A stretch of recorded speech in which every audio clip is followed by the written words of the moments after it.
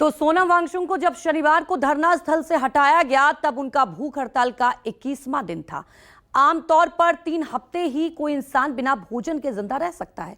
किस तरह इंसान के शरीर पर इसका असर होता है आप जरा उसे भी समझिए कि अगर आप इतने दिन भूख हड़ताल पर हैं तो उसका आपकी बॉडी पर क्या असर होता है। देखिए, आमतौर पर इंसान बिना पानी के 3 से 7 दिन ही जिंदा रह पाता है और पहले 24 घंटे में जो आपका बॉडी है वो ग्लूकोज जो आपके बॉडी में जमा होता है उसका इस्तेमाल कर लेता है और अगले 2 से 3 दिन बाद फैट टूटने से आपके अंदर वीकनेस आने लगती है और 1 से 2 हफ्ते के बाद जो मसल्स हैं वो कमजोर होंगे, चक्कर आने लगते हैं, लो ब्लड प्रेशर की भी आशंका बढ़ जाती है। हालांकि आपको बता दें कि सोनम वांगचुक के लिए भी लगातार डॉक्टर कह रहे थे कि उनके मसल में भी कहीं ना कहीं लॉस हो रहा था और 2 से 3 हफ्ते तक खाना नहीं खाने से शरीर पर हानिकारक इसका इंपैक्ट होता है। विटामिन, इलेक्ट्रोलाइट और प्रोटीन की कमी से किडनी, दिल, दिमाग और दूसरे ऑर्गन्स पर भी इसका असर होने लगता है। तो सोनम वांगचुक पिछले 20 दिन से अनशन पर बैठे थे।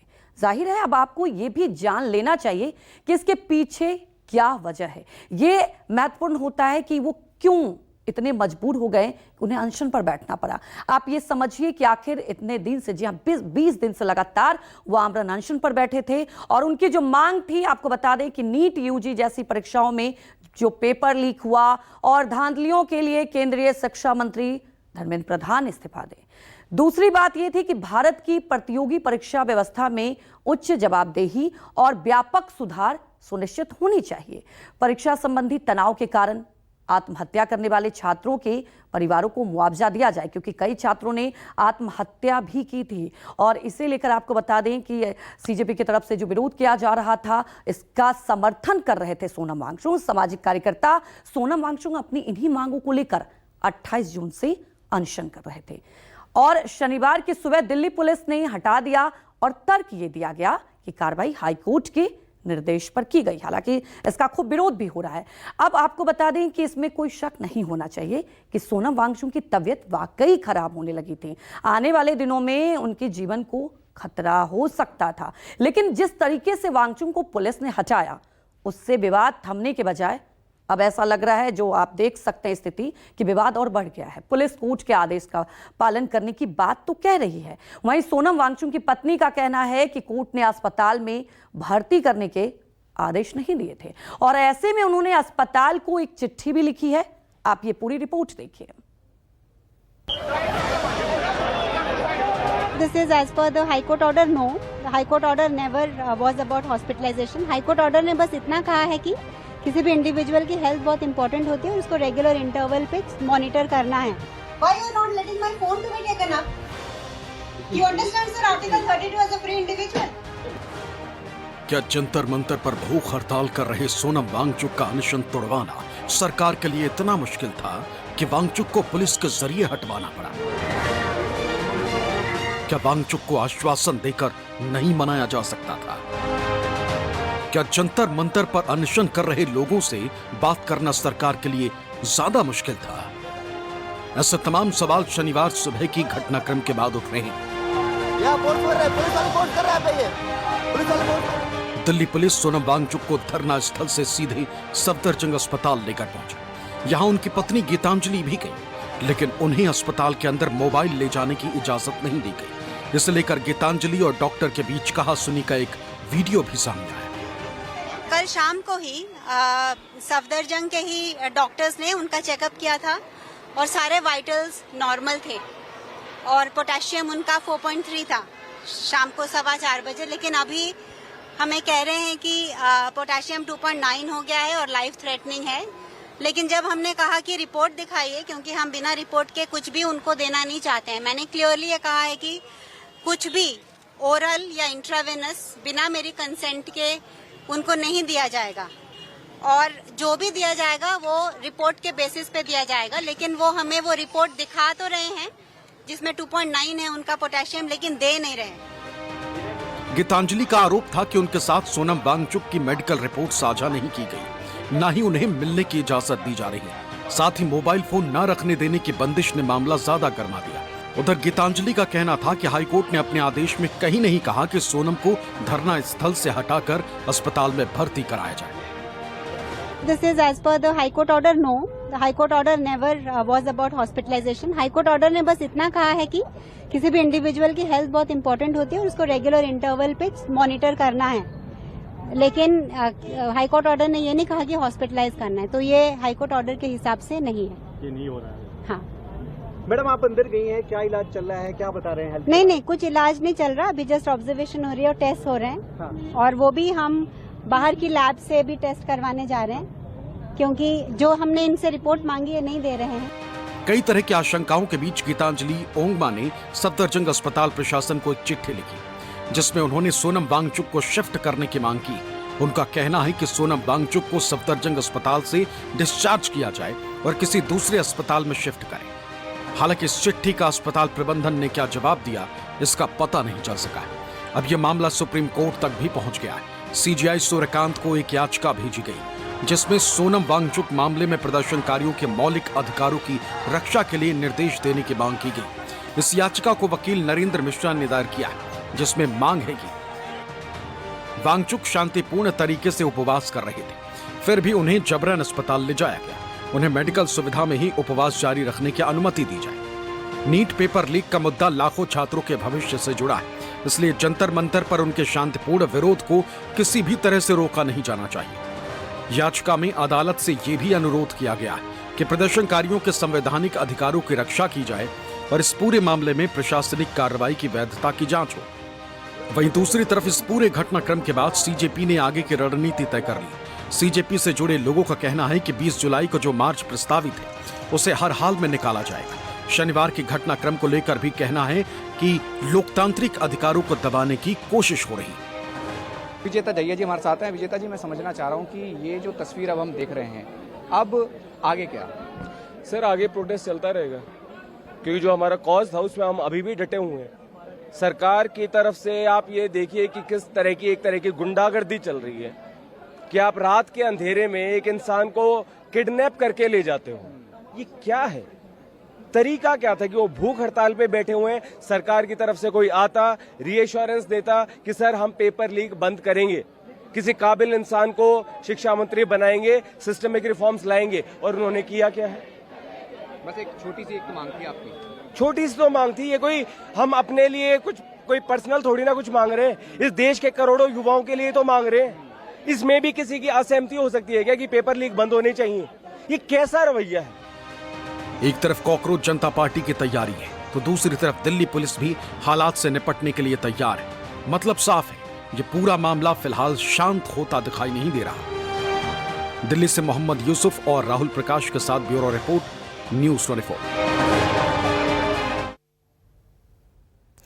तो सीजेपी के समर्थन में आमरण अनशन पर बैठे सोनम वांगचुक को इस तरह हटाए जाने से मामला शांत होने की बजाय तूल पकड़ सकता है, क्योंकि बीते 20 दिन के पूरे अगर घटनाक्रम की आप बात करें तो इसने हवा दे दी है। और कैसे, कब, क्या हुआ, पहले आप ये समझिए।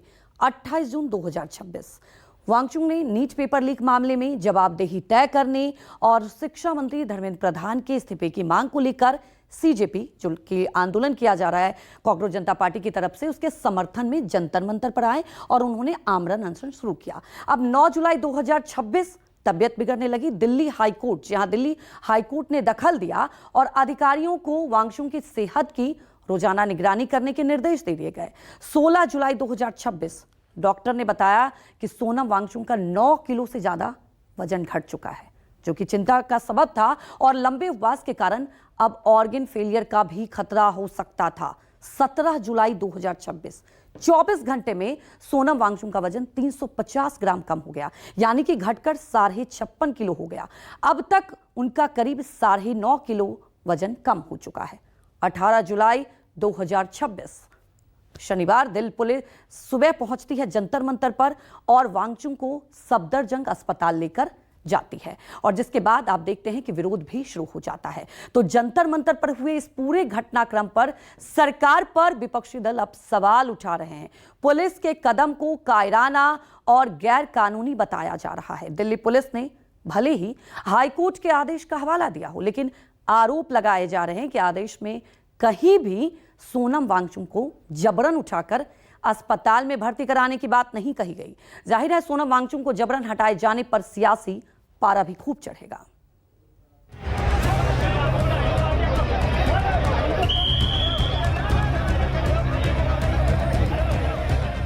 वो 20 दिन से हंगर स्ट्राइक पे बैठे हैं और केंद्र सरकार से कोई मतलब रेजिग्नेशन छोड़िए, कोई कॉन्वर्सेशन करने के लिए भी नहीं आ रहा है। दिल्ली पुलिस के एक कदम ने सोनम वांगचुक के अनशन को सियासी रंग दे दिया।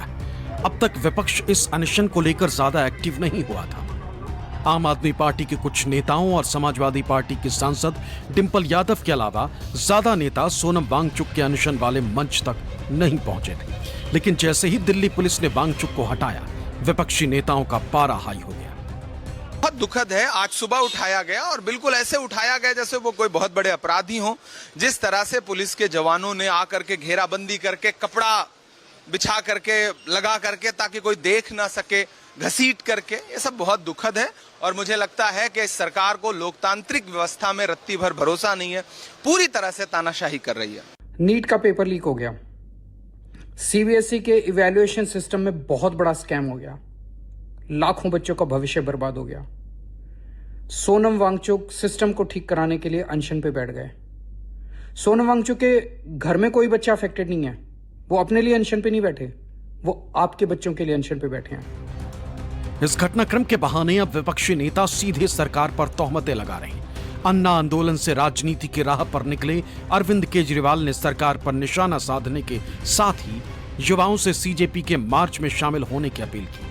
उधर राहुल गांधी ने एक्स पर पोस्ट करके मोदी सरकार पर निशाना साधा। राहुल गांधी ने लिखा, मोदी सरकार के मूल सिद्धांत असत्य और हिंसा है। अहिंसक भूख हड़ताल पर बैठे सोनम वांगचुक जी को जंतर मंतर से हटाना गलत है। पेपर लीक, शिक्षा की बढ़ती लागत और छात्रों की आत्महत्याएं भारत के भविष्य के लिए गंभीर मुद्दे हैं। किसी भी प्रकार की ताकत भारत के छात्रों और हम जैसे उन लोगों को जो उनसे प्यार करते हैं और उन पर विश्वास करते हैं, इन मुद्दों को उठाने से नहीं रोक सकती। विपक्षी दलों का आरोप है कि सोनम वांगचुक युवाओं के एक महत्वपूर्ण विषय और समस्या को लेकर अनशन पर बैठे। 20 दिन से ज्यादा का समय गुजर गया, लेकिन सरकार की तरफ से किसी प्रतिनिधि ने बात तक करने की कोशिश नहीं की। क्या ऐसा अहंकार की वजह से किया गया? भारत के प्रधानमंत्री 21 दिन तक उनसे बात नहीं करते। एक ट्वीट करना भी अनशन खत्म करने की अपील करने के लिए जरूरी नहीं समझते। सरकार का कोई प्रतिनिधि उनसे बातचीत करने के लिए नहीं आता कि आखिर आप क्यों अपनी जान देने पर आमादा है। और प्रधानमंत्री को पता था कि आवाज बहुत बड़ी बनने वाली है, इसलिए उन्होंने दिल्ली का पुलिस कमिश्नर बदल के एक ऐसा पुलिस कमिश्नर बिठाया जिससे सोनम वांगचुक को गिरफ्तार किया जा सके। I asked the Prime Minister, why did you not even attempt to have a dialogue with those young people who are concerned about their future, whose future has been destroyed by paper leaks, one after the other, ever since you came to power, especially after 2017. सामाजिक कार्यकर्ता अन्ना हजारे भी सोनम वांगचुक के समर्थन में आ गए। उन्होंने कहा है कि सरकार को किसी भी दुखद नतीजे का इंतजार नहीं करना चाहिए और बातचीत करने में कोई बुराई नहीं। दूसरी तरफ सरकार के शनिवार के रवैये को लेकर मनसे नेता और राजनीतिक विश्लेषक योगेंद्र यादव का गुस्सा भी फूट पड़ा। ऐसा मैंने कभी डेमोक्रेसी हमारे आंखों के सामने मरते हुए नहीं देखी है।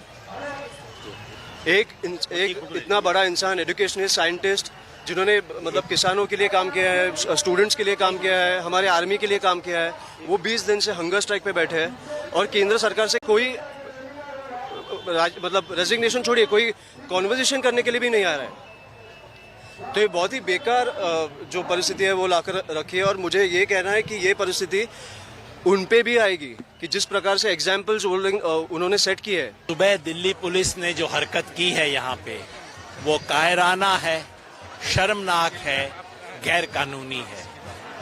कायराना और शर्मनाक इसलिए कि आप सफेद चादर का पर्दा लगा के उस इंसान को घसीटते हुए लेके जाते हैं उसकी इच्छा के विरुद्ध। ये कायराना और शर्मनाक तो होगी जो आप पर्दे के पीछे छुपा रहे हैं। गैर कानूनी इसलिए है कि कोर्ट के आदेश में कहीं नहीं लिखा था। सोनम वांगचुक का अनशन भले ही खत्म कराने की कोशिश हो रही है, लेकिन उनके उठाए गए सवाल अब भी जिंदा है। यह मामला सिर्फ एक व्यक्ति के विरोध का नहीं, युवाओं की पेपर लीक को लेकर बढ़ती चिंताओं का है, जिस पर सरकार आने वाले दिनों में क्या कदम उठाती है उस पर सबकी नजरें होंगी।